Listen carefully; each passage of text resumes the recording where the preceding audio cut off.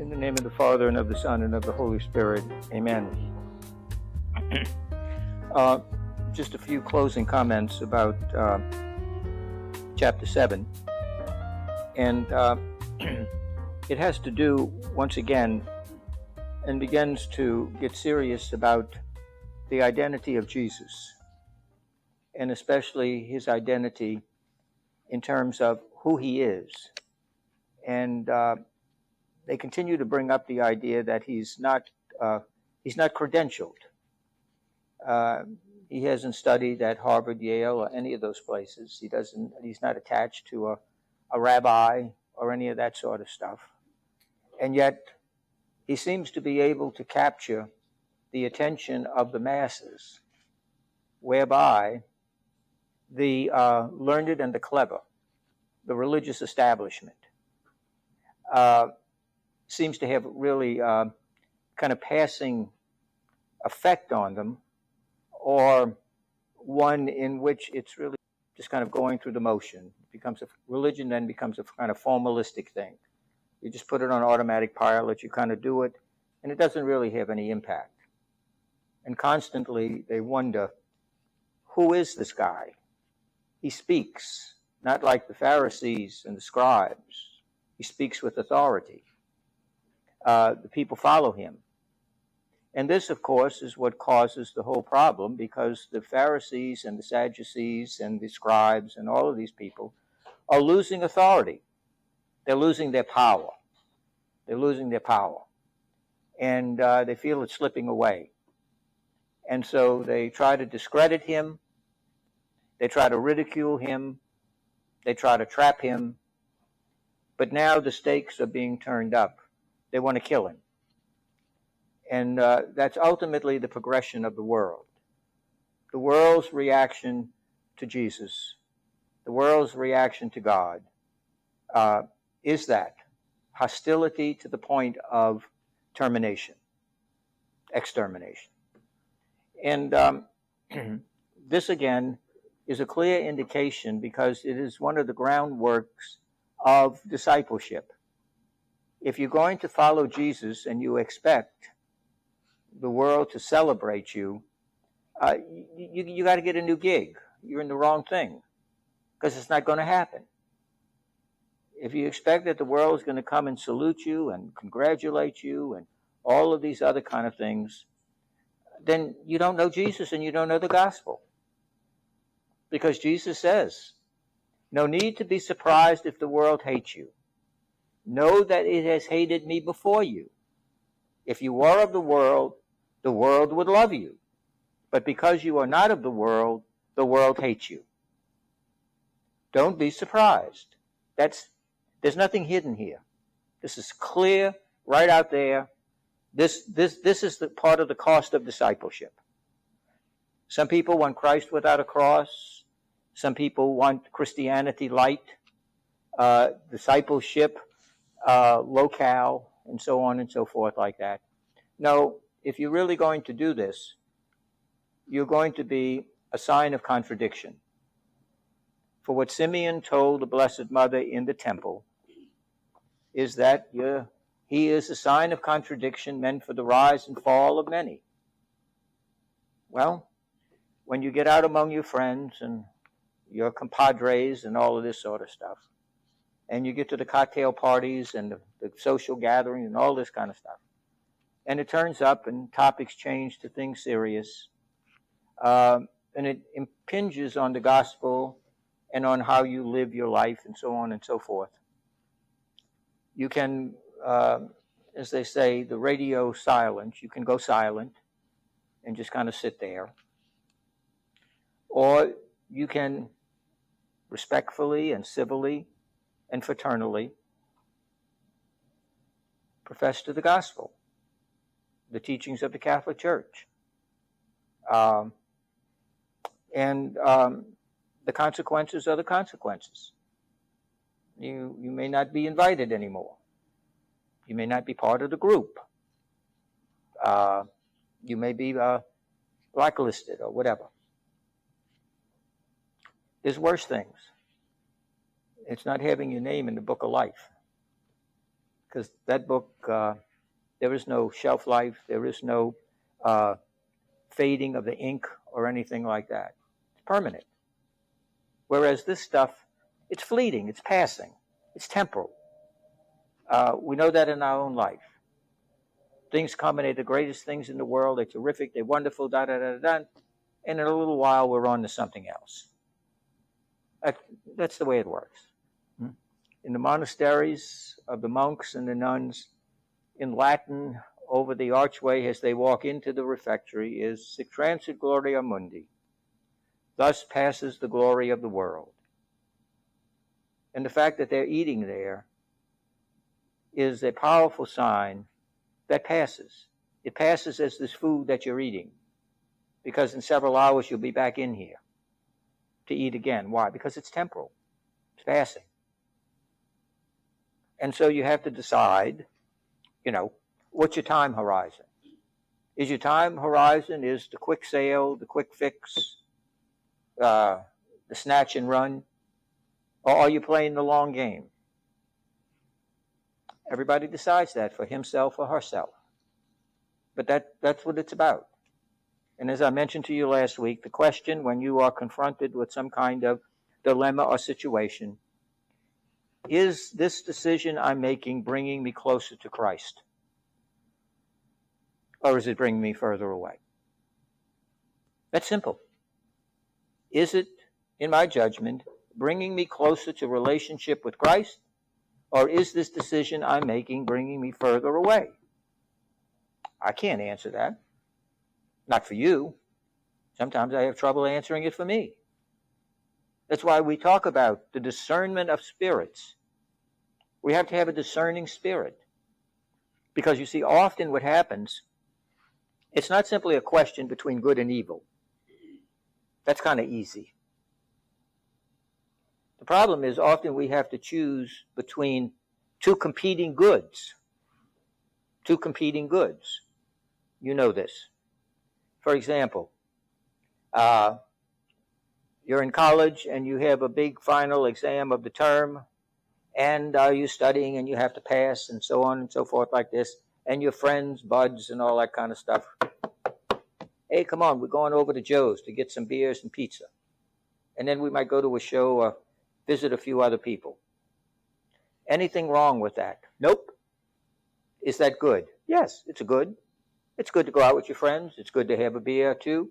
It's good to have a pizza or something, go visit people. Nothing in the world wrong with that. It's a good. It's a good. It's a number of goods.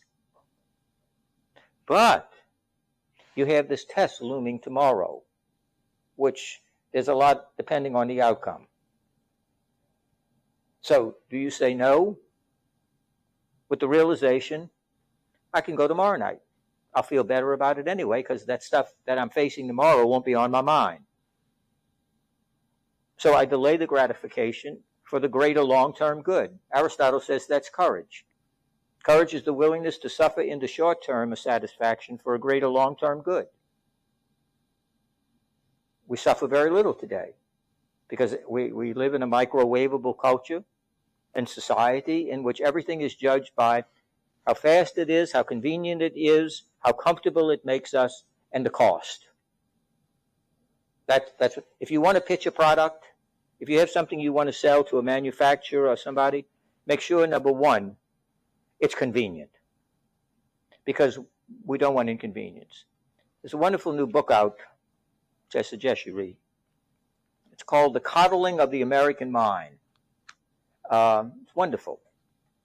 And we have become a coddled nation by all of the things that are for our comfort and our ease. I've often suggested that we should take the bald eagle, the symbol of America, and let that poor thing run free and get rid of it, and put a lazy boy chair up there. I think that would be much more appropriate. So far, I haven't had too many takers on that idea, but anyway, you get the idea. So that's the thing, you see. And, time and again in this chapter, it comes about their desire to kill him, and also the origin of the Messiah.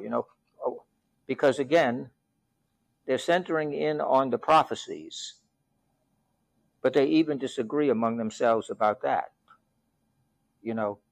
Doesn't the Messiah come from Bethlehem? But he's from Galilee. No, he's not. He's from Bethlehem.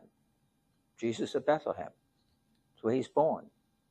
His father, Joseph, is of the house of David. Of the house of David. See?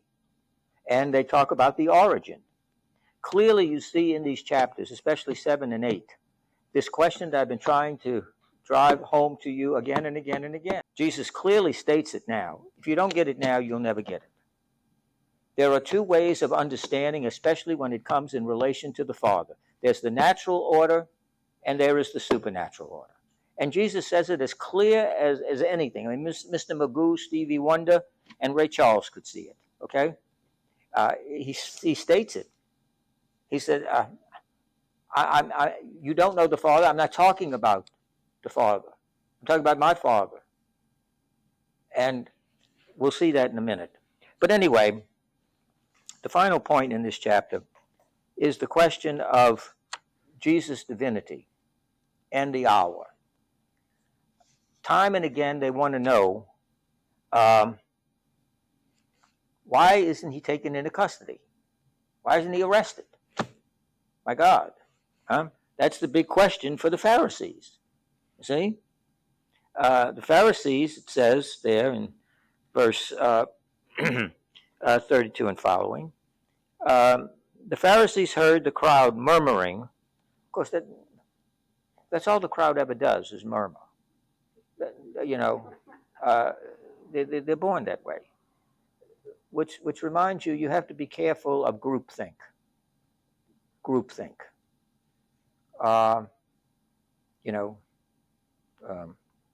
don't know if you want to go the route of Thoreau, but Thoreau said something interesting, and I think it's true. He says, if a man does not keep pace with his friends, perhaps it is because he hears a different drummer. So let him step to the music he hears, however measured or far away. So many people are comfortable following the dust, following the chatter of the crowd. Check the numbers, follow the group. Yet when you look through history, philosophy, science, medicine, so on, the great advances are often those who did not follow the crowd. Louis Pasteur, Dr. Lister, and all of these people, Madame Curie and her husband, Pierre, Conrad Rankin, development of X-rays. All of these people, time and again, back in the Middle Ages, many of those who proposed theories about the heavens and the earth, they were dragged in by the Inquisition, even tortured, etc., because they dared to think in a different way, which turned out to be right. And so we have to be careful about, well, what does everybody think? Today, how many products are sold to you on television?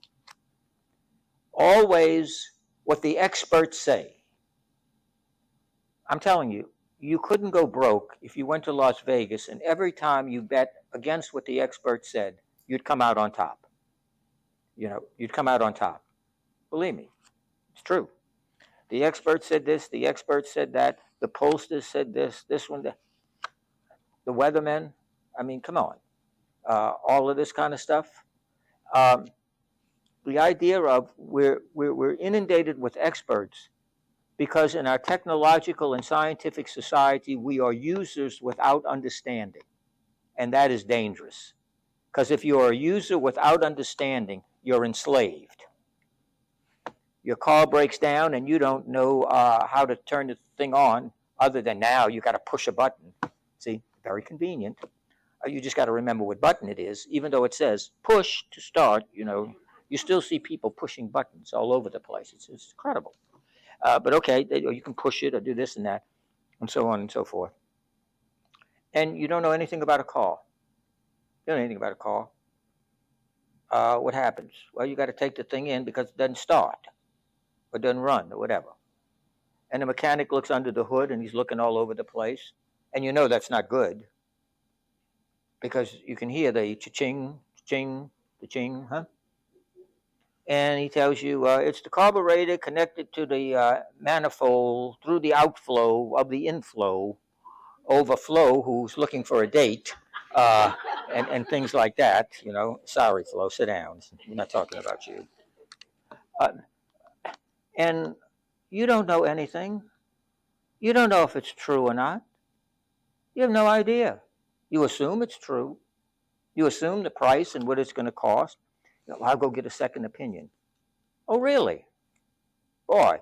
Okay, let's see. We're going to go from one mechanic to another one. What do you think? Well, he was only going to charge you $200. Wow, I was going to charge you $250. I'll tell you what I'll do. I'll do it for $190. It may charge about $30. Do you know that? No, you don't. Your gadgets that you're addicted to, it breaks. It's malfunctioning. And you have to get, what is it, this crazy group that comes out in this car.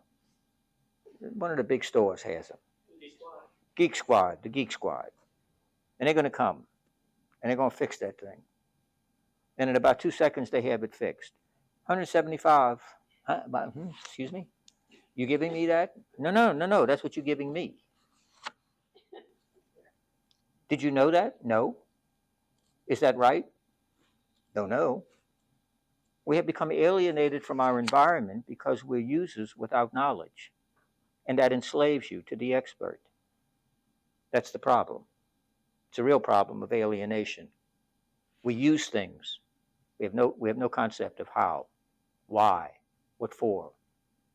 And we don't know how to fix them, how to repair them, and so on. The mechanic of 50 years ago looks at the car today, and if hasn't been following, has no clue.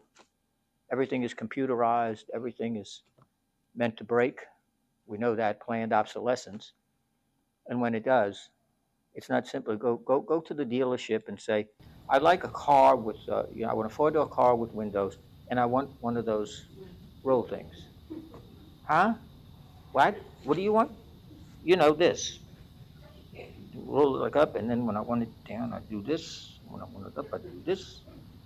And they say, how long have you had that condition? Since I came here. I got that. Again, it's obsolete. It's obsolete. And that's the thing.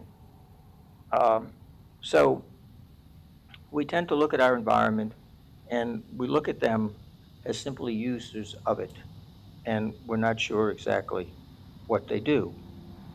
Now, with Jesus, the Pharisees and everything feel their power, etc., moving away. They're wondering where he's from. That's their question. Where is he from? What's the origin? Where does he get all of this from? And they continually try to arrest him and kill him, of course.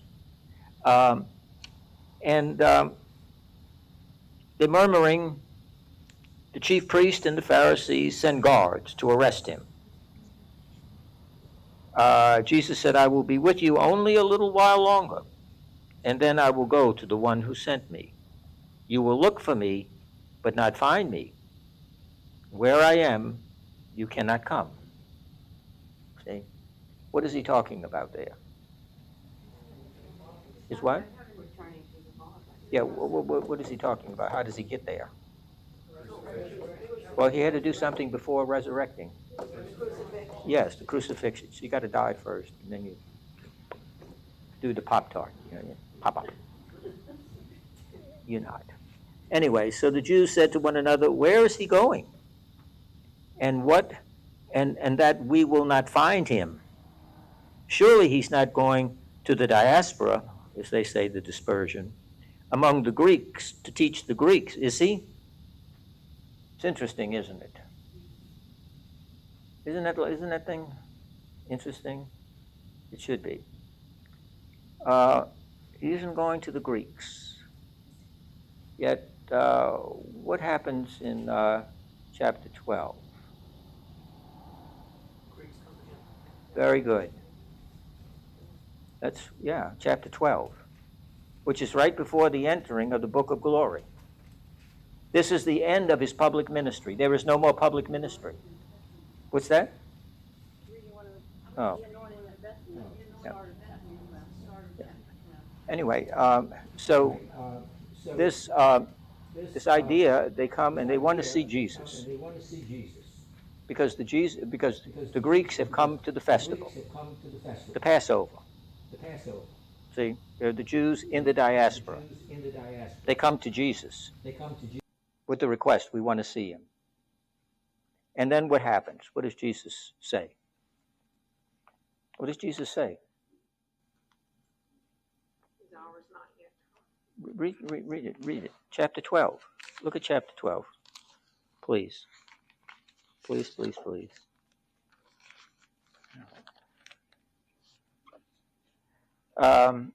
Look at verse 20, huh? Right? Is everyone there? Yes. Greeks among those who had come up to worship at the festival. They came to Philip, who is a non-Jewish name, by the way, who was from Bethsaida in Galilee, and asked him, "Sir, we would like to see Jesus." Philip went to tell Andrew. Andrew and Philip went and said, "Jesus," they told Jesus, and Jesus answered, "The hour has come for the Son of Man to be glorified." You see? Andrew's name is a Jewish or Greek? Jewish. It's a Jewish name. Who wants to see him? The Greeks. Who comes and informs Jesus? Philip, and Philip is? The Jew and the Greek are now together because Jesus has come as the universal Savior. It's not just the Jew. He wouldn't go there among the Greeks, is he? He's not going to go there. That's exactly where he's going. They continue to misunderstand this. They continue to want to hold on to Jesus as the specific Savior of the Jews so that they can manipulate it for their own end and their own power. Because if Jesus is exclusively for the Jews, who then are the arbiters of what the scriptures and all of that is? Who? What Jews? Pharisees, the scribes, the Sadducees, and the high priest. So naturally, they can't possibly see this. Why would they go to the Greeks? And he's going to bring this up. We're the children of Abraham. Jesus smacks that down, which is a good moderation for Catholics, isn't it? I'm a Catholic. I'm in. I'm Catholic. Whoa. Oh, Lord, please, spare me that. We'll talk about that. So we have that there. See, so the Greeks represent the fulfillment of universal salvation. Jesus is not exclusively for the Jews. It's the fulfillment of Isaiah and the prophets that Jesus comes, and he says to draw all to himself. He wants to draw all to himself. When the Son of Man is lifted up, Right? I mean, that's what it says, I think. Let me go back. When I am lifted up, I will draw all unto myself. See? And the hour has come. And then he proposes what little imagery or story?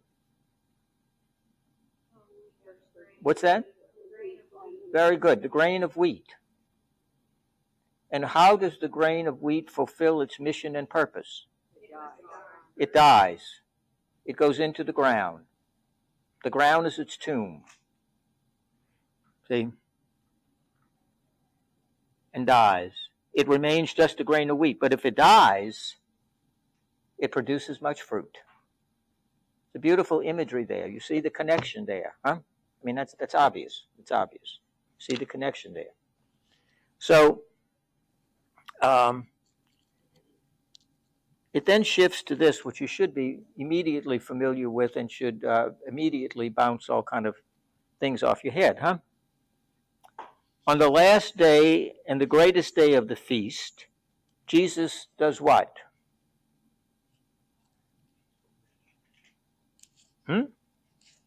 What's right there? What does it say? No, we're finishing John 7. Yeah. What is that? Wait. Start again because we have people in other places.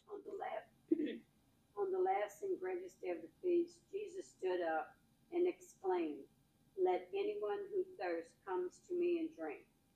Whoever believes in me, as Scripture says, rivers of living water will flow from within him." Okay. What does that bring you in mind of? We've talked about it, folks. Very good. The woman at the well. The Samaritan woman at the well, for God's sake, huh? I mean, that's the whole dialogue about the water, the giving of the water. And now Jesus is saying it here, driving it home. It's now connected with those, huh? Of living water.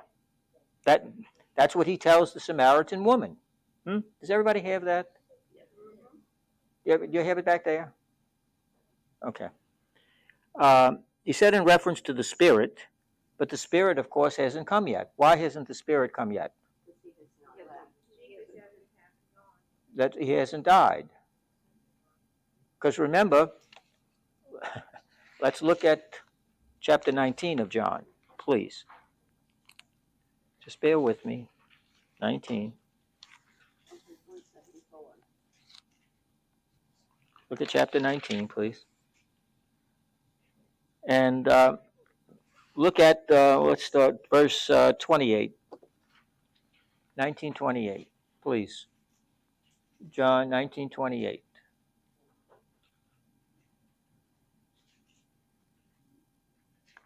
After this, where everything was now finished, in order that the scriptures might be fulfilled, Jesus said, "I thirst."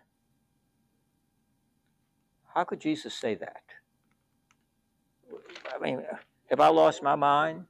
But notice, the rivers of living water will flow within him. Tells the Samaritan woman. Now all of a sudden, I thirst. What is that? How could that be? I mean, doesn't that make you wonder? Huh? Doesn't that provoke you to ask a question in your mind? See? Why? Why would he say that? I thirst. Doesn't make any sense. What's that? No. What does it say about Jesus? Very good. Don't hesitate. See, now's the time you want to be robust, Betty. You want to get up there and do your thing. Yes. When Jesus says he is the living water, and so on and so forth, he is referring to his what? Divinity. When he says I thirst, is humanity. See? The divinity and the humanity in the cross. And that's important for John because John emphasizes the divinity more than the humanity. The synoptics, they emphasize the humanity. John alone emphasizes front and center. So you never forget that Jesus is the Son of God. That's front and center. So he thirsted. There was a vessel, common wine, put a sponge soaked in the wine. They put it up to him. Jesus had taken the wine. And he says what? It is finished. See? It's a repeat of what? What verse? We just said it. What is verse 28, please? The one we just read. No. And this, it is finished. After this, Go ahead. aware that everything was now finished. Everything was now finished. Scripture might be fulfilled. He says it again. It is finished. Now at the end, he pronounces it finished. It is now finished. And what happens? What does he say?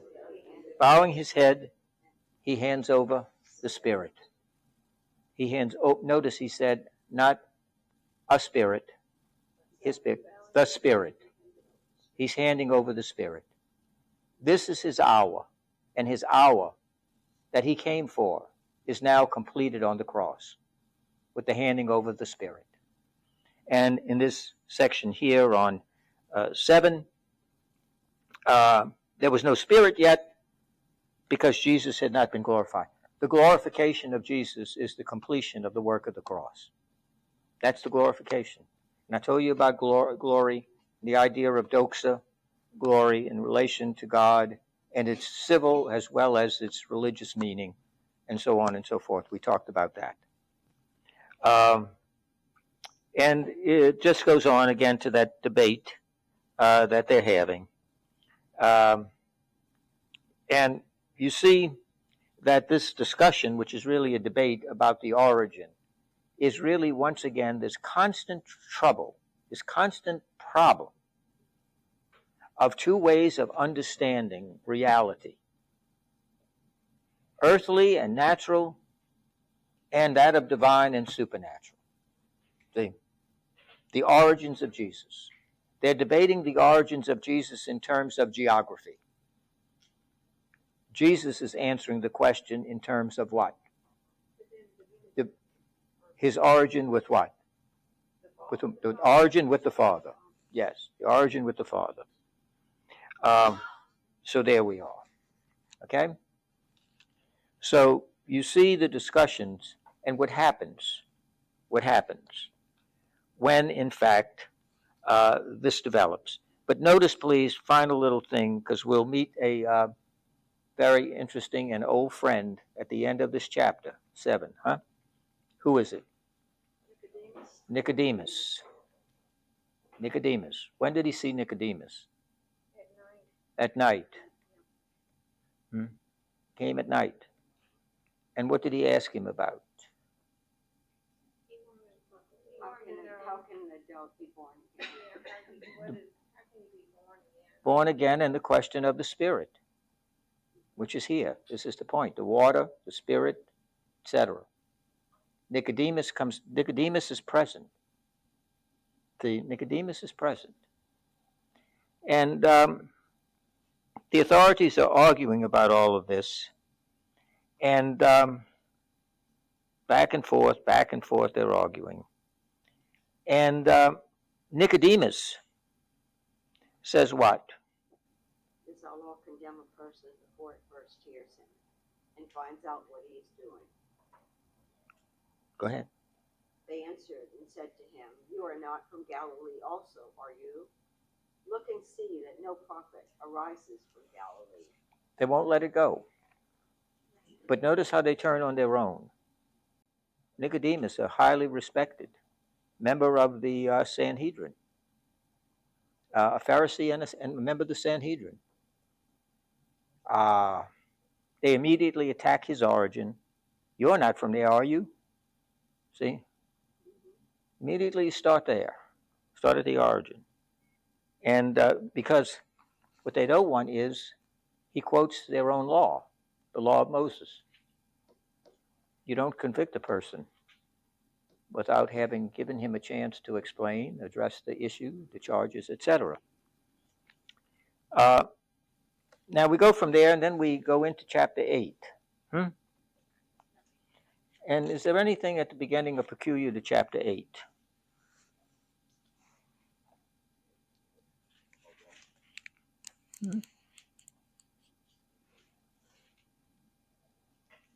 Well, yeah, what's strange about it? They're trying to set Jesus up to make a will go against Yeah. the law of Moses.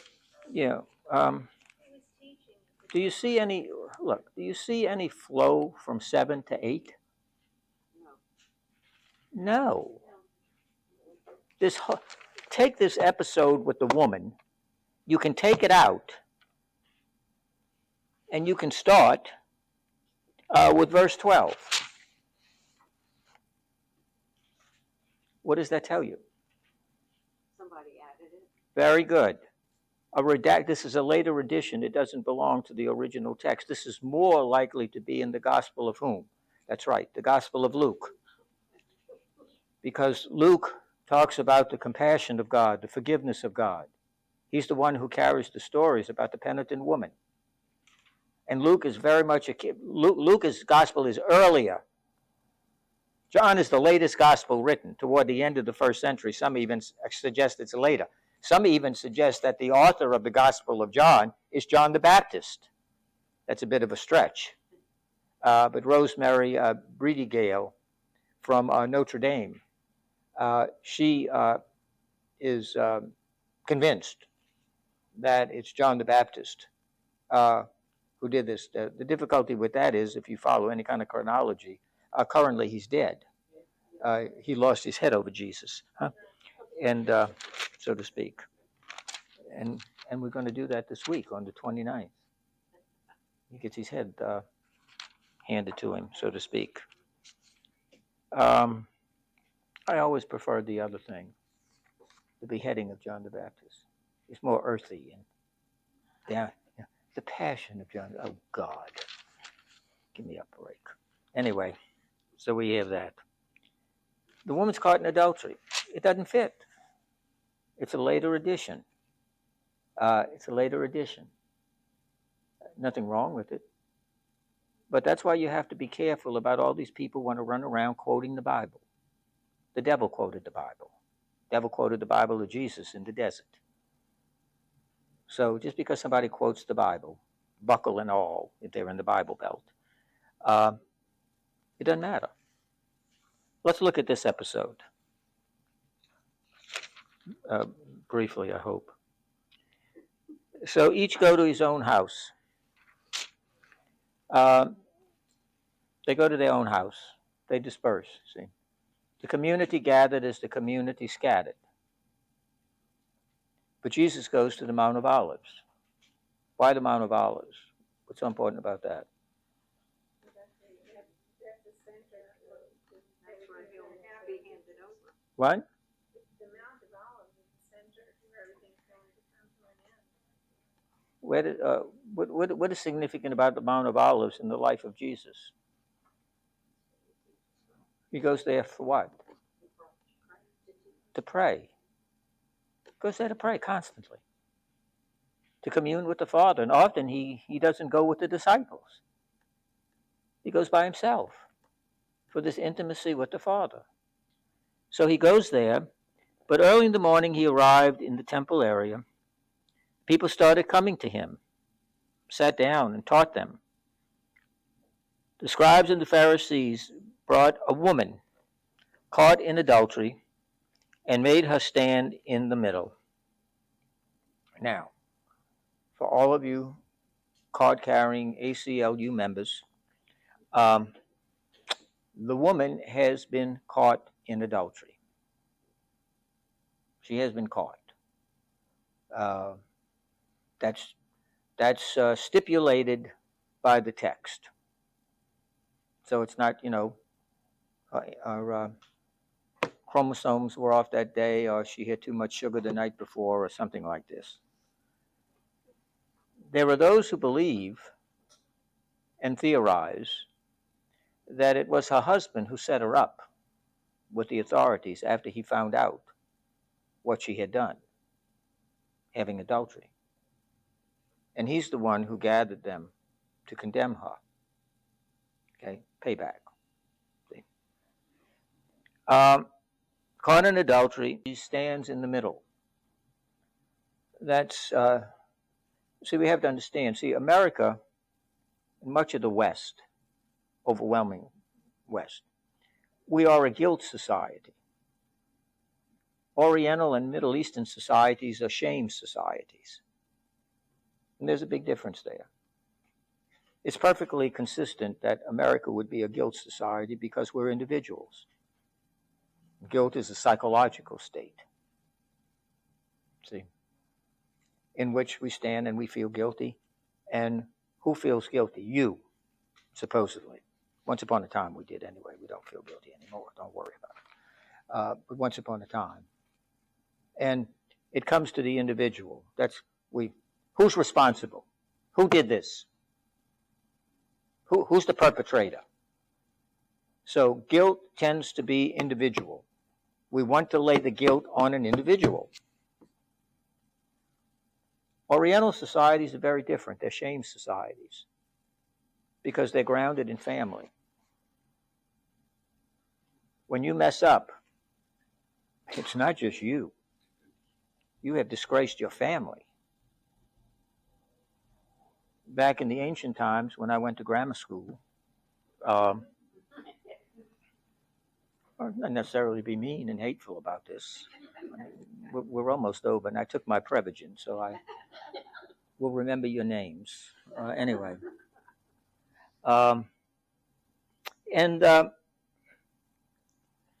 She's made to stand in the middle, and this is to shame her.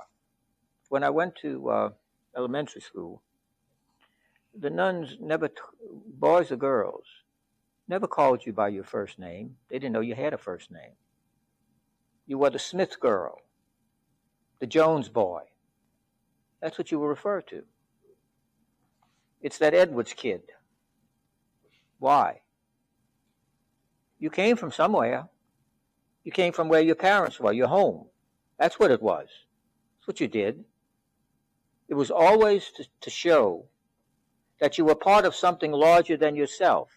And so when you learned to write or take a test in elementary school, and sometimes even in good secondary schools at the time, you would have the sign of you'd put the sign of the cross at the top of the page. You'd write JMJ, Jesus, Mary, and Joseph. You'd write the parish that you were a part of, Saints Peter and Paul. Then you would write your name, last name, and then you'd begin. You were part of something. You were connected. See, you were connected. Now today we talk about bowling alone, talk about loneliness and all of this, because everybody's on the gadget, which is individual, or even gambling, huh? You can get there and go gamble, and you can pull those slot machines and do those other things in places. The highest rate of gambling addiction in the recent decades is among women. And what is the number one? Video poker. Video poker. This is from Gambling's Anonymous. It's very true. Why? It's lonely, solitary. You can go there and nobody knows about it. Just pull that thing and there's nobody there. You find your place, etc. And women are becoming more and more addicted to that, gambling, when it involves solitary activities. The same thing is true of women now exploding in the statistics in terms of pornography, as strange as that may sound, or as repulsive as that may sound to you. The statistics are growing. It is the solitary life, this isolated life. And now we're finding out in all of these surveys now that are coming out, and I'm talking about for places like Stanford, UCLA, University of Chicago, NYU, places like that. The 30 under generation, their number one problem, etc., is loneliness, isolation, a feeling of detachment. Well, if your whole life is on these things, and families are everywhere, all over the place, if you can find one, and everybody has their own space, their own schedule, their own time, and you want to know why? You don't have to go to Harvard for this. That's how we live. That's how we live today. It's part of our culture today. And we live that isolated existence. See? And so this putting her in the middle with these things is not only to say she's guilty, but it's to shame her. And in so doing, shaming her family. What kind of family must have raised that kind of daughter? You may not like it, you may not agree with it. We don't care. That's not the point. It's not a question of you agree or disagree. It's a question of understanding the dynamics of the different cultures. And you find that even today, especially in Japanese, it's decreasing a bit in the Chinese, but you find that. The importance of the group, the importance of the family, ancestors, very important. Very important. Not so much in the West, because we are psychologically guilty-oriented. They are shame-oriented. And in this is a Mideastern culture. And she is being shamed. She's being shamed there. She stands in the middle. And they said to him, "Teacher, this woman was caught in the very act of committing adultery." Now, no one objects. No one says she's got a bum rap. No one says any of that. That's stipulated. She's caught in the act. Now, in the law of Moses, there we go, such a woman, you stone her. And the husband, who is the offended party, he gets the honor and privilege of throwing the first stone. Because after all, he's the one who's hurt. Yes. Oh, and by the way, all of you women who are sitting here ready to rebel and run through the wall, don't attack me. I'm just the messenger, okay? According to the law, a man was never guilty of adultery. Well, because men are men and women should be in more control of themselves. Look, it's not easy for me to say this to you, okay? And incur all your venom. It's okay. I'm used to it, you know. All 39 years of me. It's all right. I don't care.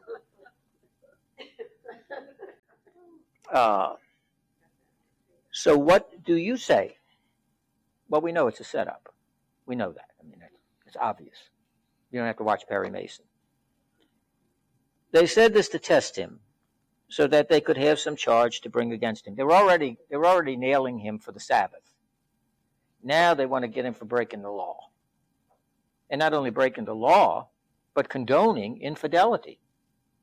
I mean, it's morally, it's legally, it's ritual, liturgical, everything. Jesus bent down and began to write on the ground with his finger. Oh, God, if they had never written this sentence. This has been the object of so much ink spilled. What did he do? Where did he get this? Where is this from? What is it about? I'll give you the quick answer, and then I'll give you the long, drawn-out answer. We don't know. We have a lot of speculation. For example, let us take a look. Look at Daniel 5:24, please. We'll be in the Old Testament. Daniel, Daniel the prophet. What did one line say to the other? Let's share the prophet. Anyway, it's a little humorous. 5:24, 5:24. I feel like I'm one of those guys at the airport. Thank you. Now that's 10:2, right? That's 10:2, but we started a little later. Yeah. Yes. Thank you, Betty, because I know you want to get them out of here at 8 o'clock. But you're not.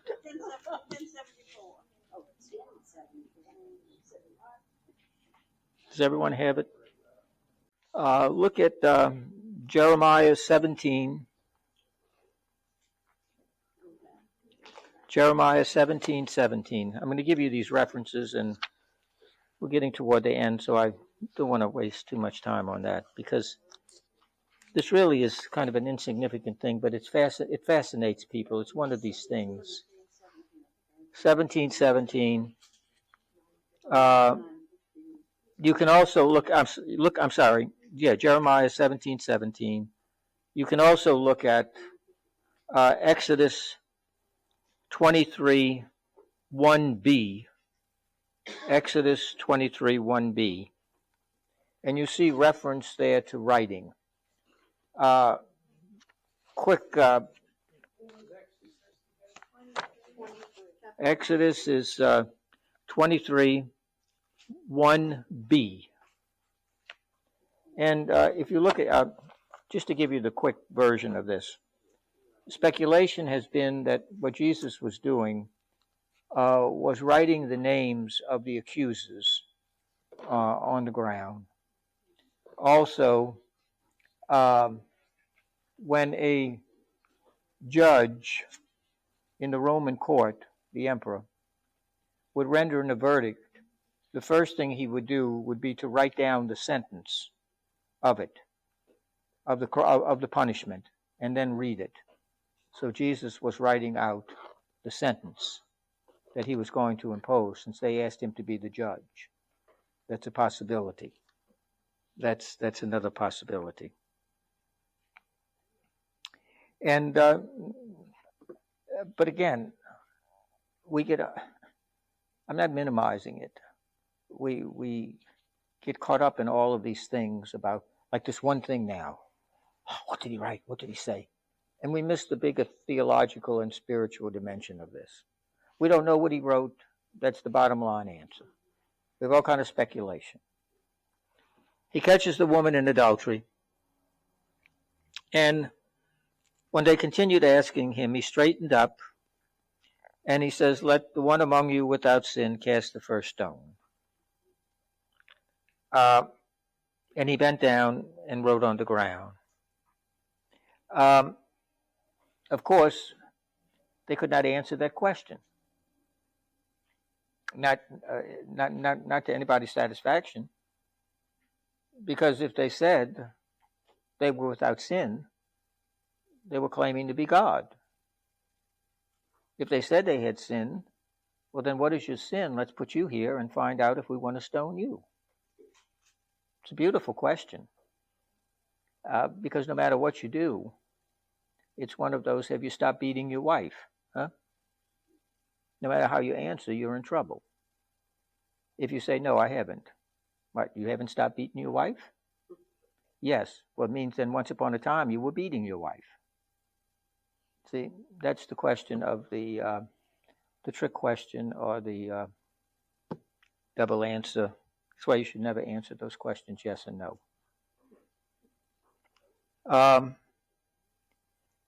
Response, they went away one by one, beginning with the elders. So he was left alone with the woman before her. Then Jesus straightened up, said to her, "Woman, where are they? Has no one condemned you?" See, their mission was twofold. The primary mission was to trap Jesus.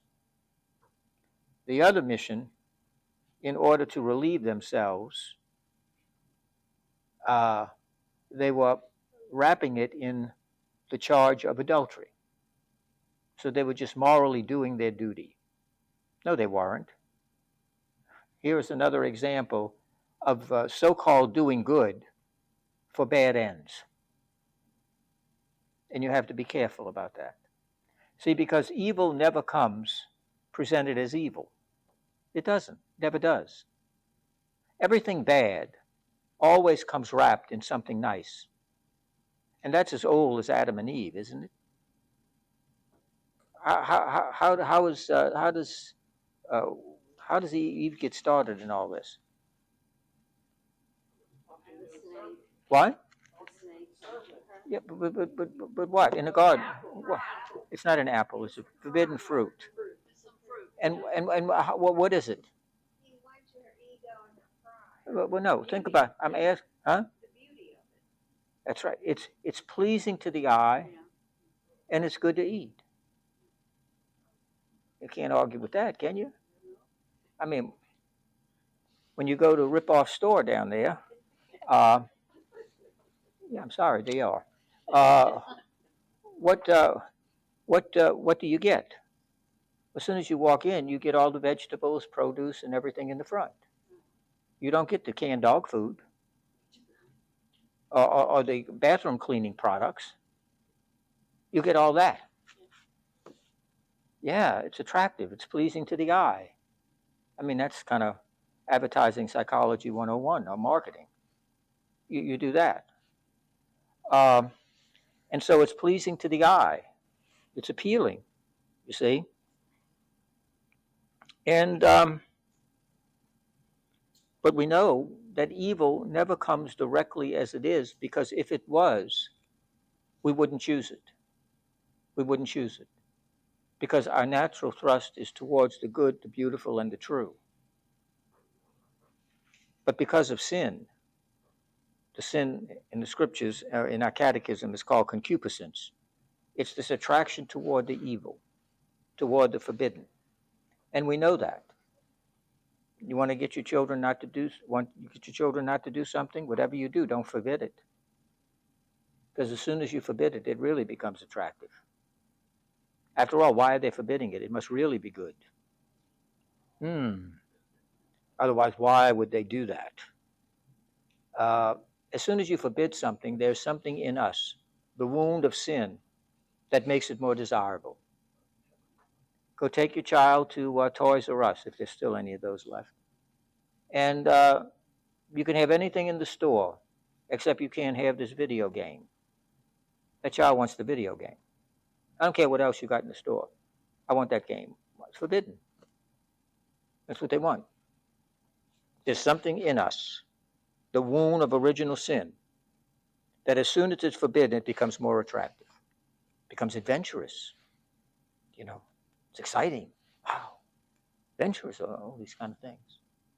So sin never comes directly as sin in all of its ugliness, its corruptibility. You know, when you are advertising beer, you know the beer, whatever beer, you do beer. How do they advertise it? With some old 40-year-old with a beer belly hanging out all over the place? No. These are 20-something, washboard bodies pounding the ball, and the women are there, in bikinis and everything else, look like they fell out of Mademoiselle magazine or something. And they're all there vomiting the ball, and everybody's having a great time, and it's this and that. But if you show all the other stuff that's associated with it, nobody would buy that. They don't buy that. You have to wrap it in it. When you could have cigarette commercials. And the Marlboro Man. God, everybody wanted to be the Marlboro Man. Even the women wanted to be the Marlboro Man. A little precursor to California. You understand? Especially when they looked at Harold there. Oh God, I'm looking at the Marlboro Man. Oh, Harold. Oh God, how do you think Harold got that way? Smoking Marlboro. That's how Harold got that. There. Anyway, you get the idea. So the judgment of good and evil is not as easy or as direct as it seems, because evil always comes wrapped in something good, something pleasing, something immediate, whatever you can name.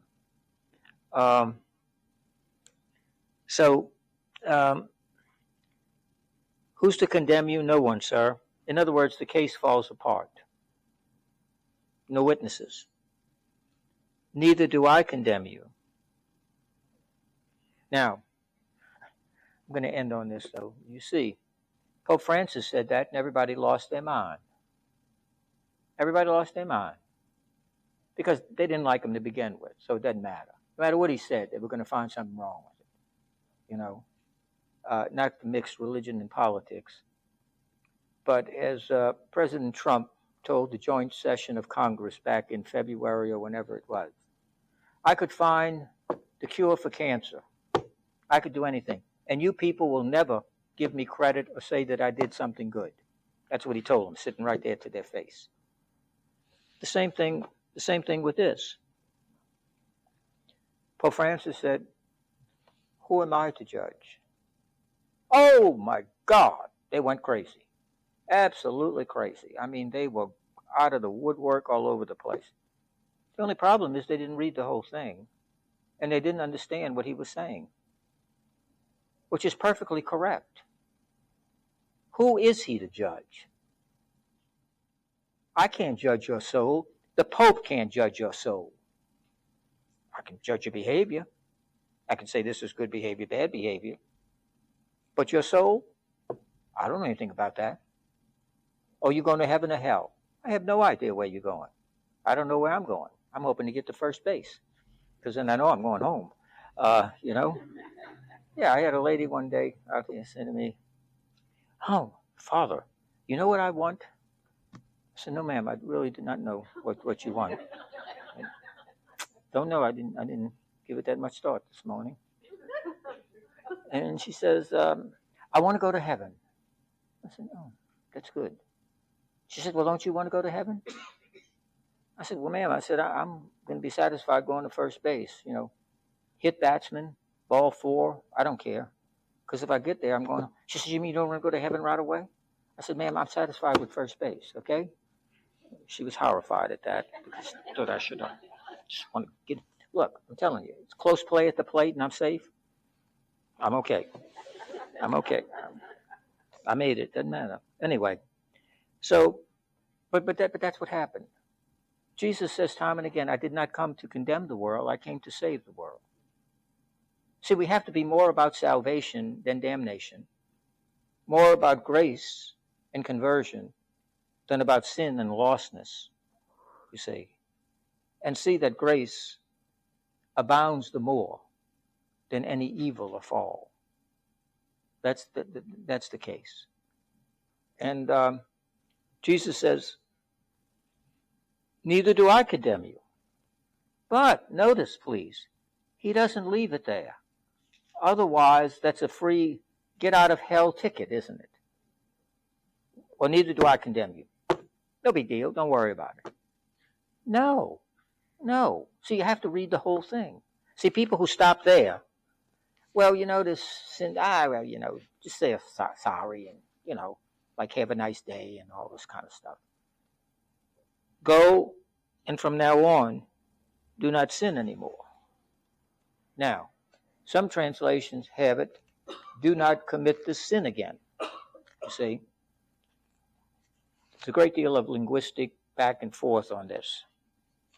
Do not sin anymore seems a bit of a reach, actually, because it means that you would never ever commit a sin again. See, now if that sounds far-fetched, and I'm going to end on this, you need to remember that in the early church, and for quite a number of centuries, how many times could you go to confession? Well, one time. You go one time. That was it. That's why you hope that you were dying on the bed.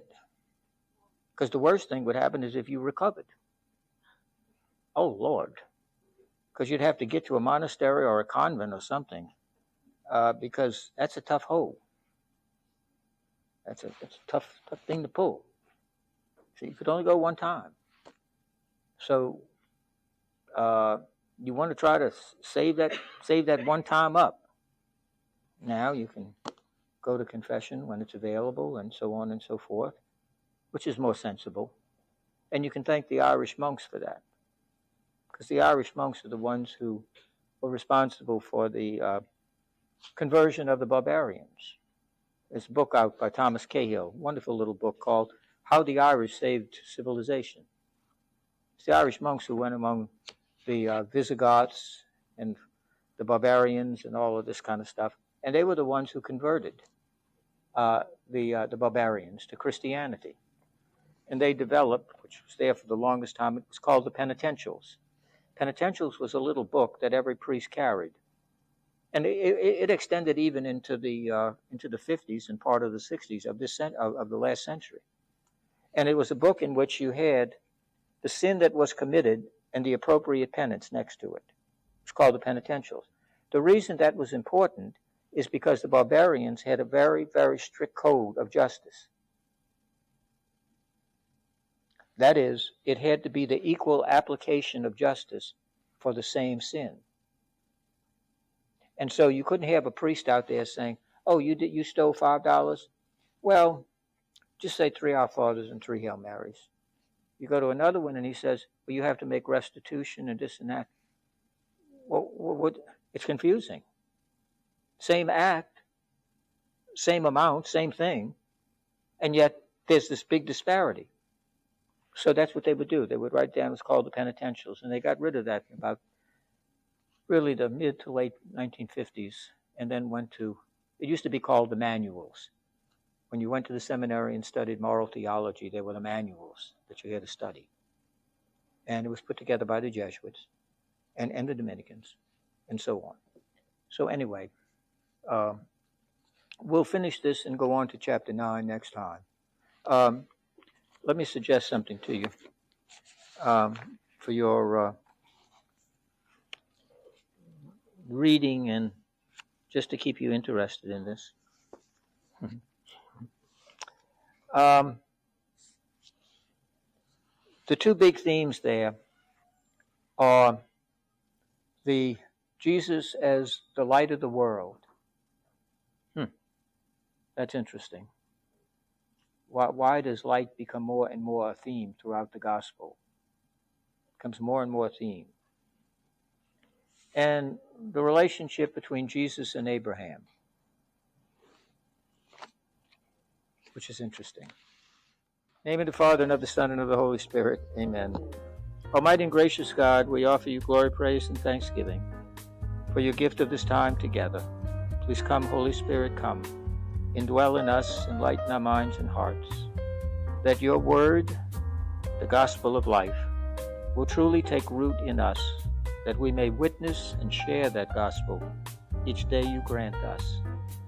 Please grant us your grace, that on the way home we may arrive safely with your grace.